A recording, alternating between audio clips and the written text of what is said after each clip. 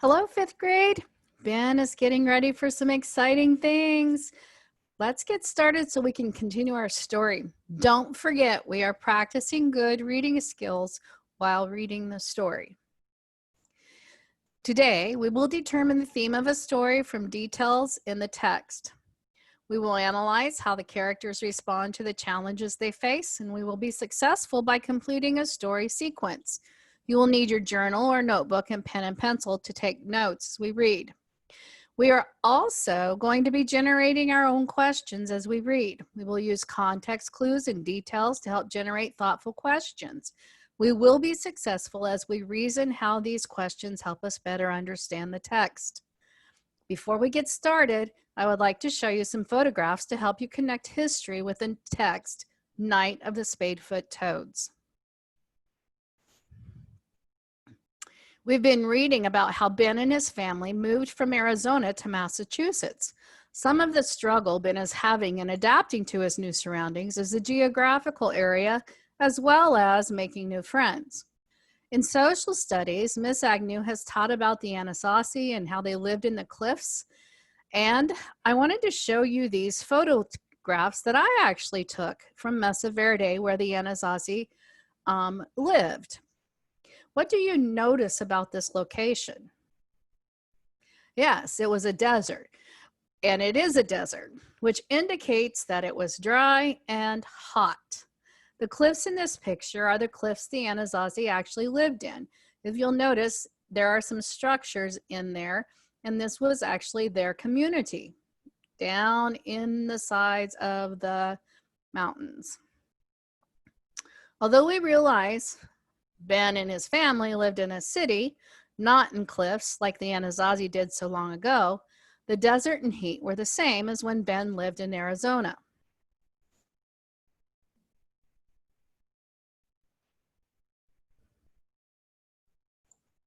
Now let's connect the location of Mesa Verde to the Sonoran Desert where Ben used to live. The Sonoran Desert around Tucson is about 9.5 hours drive from Mesa Verde, where I had just showed you about the Anasazi and where they had lived. If they took a drive from Mesa Verde to Tucson, it would take them about 9.5 hours. Do you wonder why they are not going straight and that goes like a curved angle? Have you traveled a lot? Think about it. Does the land look similar? It does, because there are still mountains and it's still desert. I wonder what animals would find this land good for their habitat. What animals would not be able to live in this location? Do you think the same animals that live there now lived there so long ago when the Anasazi lived there? Now, these pictures are in Massachusetts. What comparisons or contrasts do you notice between the last slide and the geographical landscape to the Arizona desert we saw on the previous slides? How do you think the ecosystems are similar and how are they different?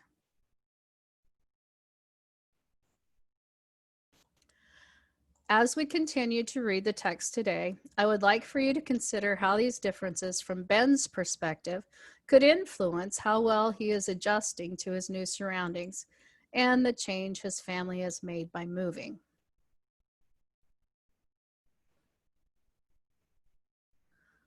I wonder if that's like the woods that Ben walks in.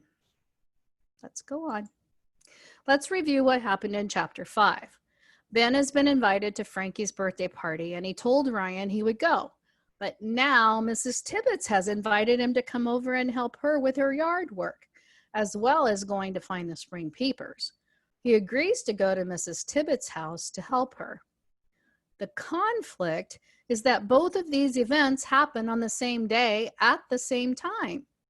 Ben struggles with what to do until Danny and Frankie were rude to him at lunch.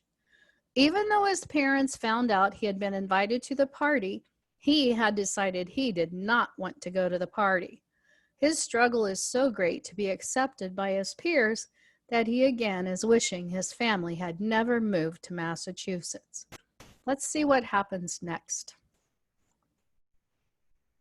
Chapter 6. Ben opens the front door the moment the bell rings. His mom comes up behind him in the doorway. Mrs. Tibbets is dressed in old jeans, a brown canvas jacket, and the same leather hiking boots she wears at school. "Hello, Ben, and you must be Mrs. Maroney." "I'm Gloria Tibbets." She holds out her hand. "I'm so happy you called," his mother says as she shakes the teacher's hand. "Would you like me to pick him up?" "Oh, no, no," the teacher says. "I'll bring him back right after we get the work done and have a bite to eat." Mrs. Tibbets' car is a beat-up old station wagon. Ben has trouble getting the passenger open until Mrs. Tibbets opens it from the inside.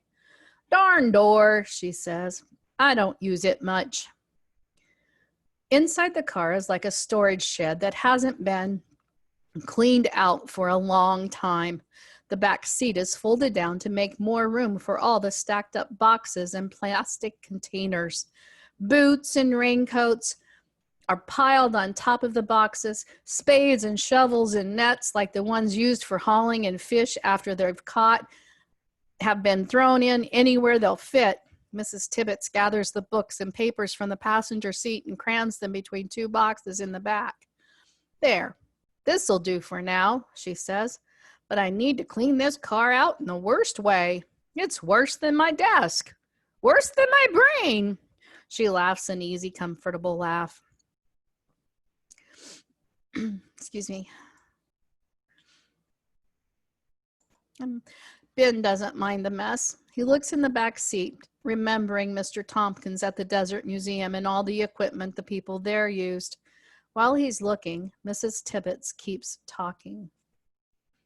How does the description of Mrs. Tibbets' car reflect her character?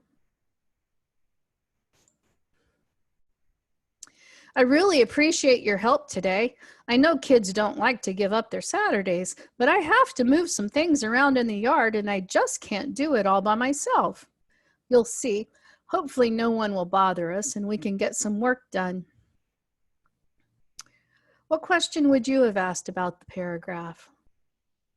Good. I would have asked, who does Mrs. Tibbets think might bother them when they are working? Let's read on. Mrs. Tibbets checks the rearview mirror and backs out of his driveway. "You can open the window if you want." Ben rolls the window down. The air is warm and the sun is shining. There aren't any leaves on the trees yet, but it feels like things are coming back to life. He looks over at Mrs. Tibbets as she drives. He's never ridden in a teacher's car before, let alone been to a teacher's house. "Will your husband be there to help it too?" he asks. Mrs. Tibbets keeps her eyes on the road. "My husband died last year, so I'm afraid he won't be much help today. If he could, he would. He loved being outdoors." Ben swallows. He feels horrible. He should have figured out that by himself. "That's why she left for school for a while." He fumbles for something to say, but Mrs. Tibbets keeps talking. "I really do need help. That's why I asked. And it sounds like you enjoy being outside." Ben nods. "In Tucson, I spent a lot of time outdoors, a lot by myself, and with my friend Toby." It's Mrs. Tibbets' turn to nod. It strikes Ben that they're both talking about someone they've lost, though moving away from your best friend is nothing like losing someone you're married to. He sneaks another look at Mrs. Tibbets. Maybe that's why her eyes look sad, even when she laughs. She keeps looking straight ahead. He can't think of anything else to say. "You live pretty close to me as the crow flies," Mrs. Tibbets says. "Those woods behind your house connect to the woods behind mine, although it would be hard to find your way through. But I have a lot of frogs on my property too, several different kinds." It's better when she's doing all the talking, Ben thinks. She goes on. "American toads will be coming out pretty soon, and even some spadefoots." What have we found out about where Ben and Mrs. Tibbets live? Why do you think that could be important to the story? Do you think helping Mrs. Tibbets is going to help Ben adjust to his new place and new surroundings? Why or why not?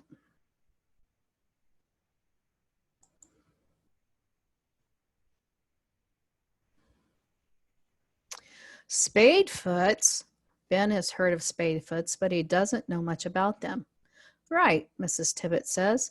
Eastern spadefoots. They're very rare around here. This is as far north as they get, but we've got some. She turns off the main road onto a winding street. They drive past a wooded lot with no houses and then pull into a driveway. He peers out the car window.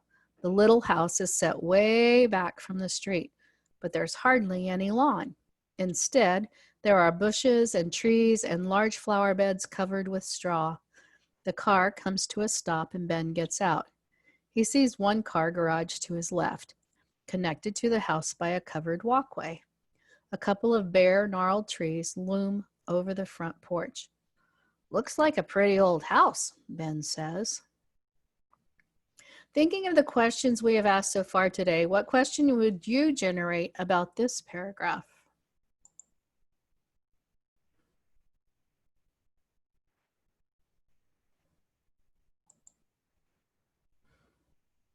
The oldest part is 140 years old, Mrs. Tibbet says.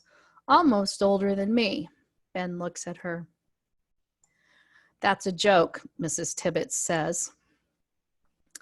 Come around back and I'll show you what to do. They walk to the back of the house. It faces south, so the morning sun is reflecting off the window panes. The backyard stretches out into a meadow of tall, uncut, tawny grass with woods at the far end. Small trees and bushes are arranged in rough lines over part of the meadow. Just beyond the garage, Ben sees what looks like a fenced-in vegetable garden with piles of brush and weeds heaped nearby. Off to the left, a hill rises steeply with a bare outcropping of rocks crowning its top. It looks like a great place to explore.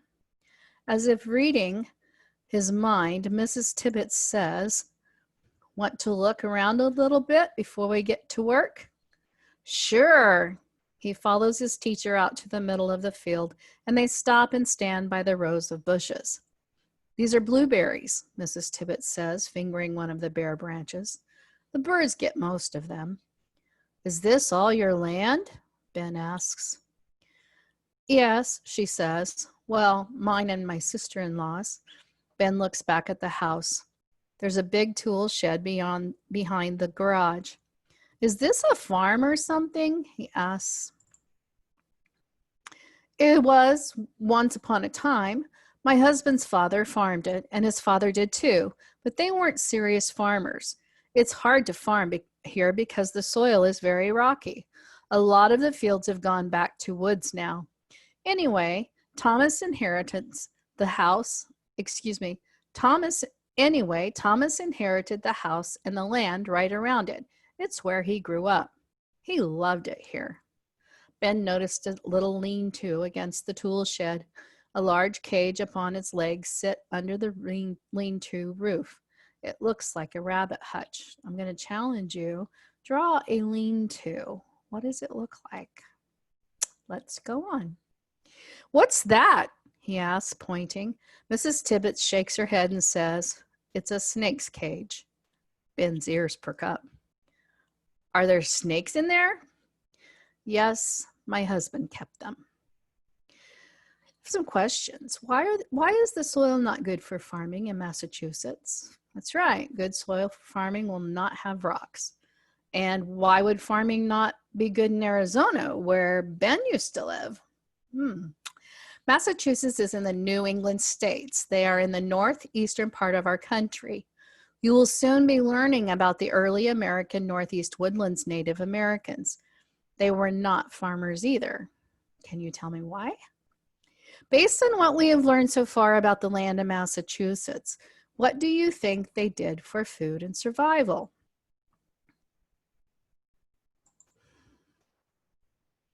What kind? Remember, we're talking about snakes. It doesn't matter, Mrs. Tibbet said. You must leave them alone and not go near them. But are they? I'm dead serious. Don't go near the cage. Do you understand me? Ben nods. He can tell she doesn't want to talk about it anymore. It only makes him more curious. Let's get to work, Mrs. Tibbets says, so we'll have time later to look for the frogs. Mrs. Tibbets opens the door of the tool shed. Wait here, I need to get a few things. Ben can't help staring at the cages. What could be in there? Oh my, Mrs. Tibbets does not want Ben to go anywhere near the snakes.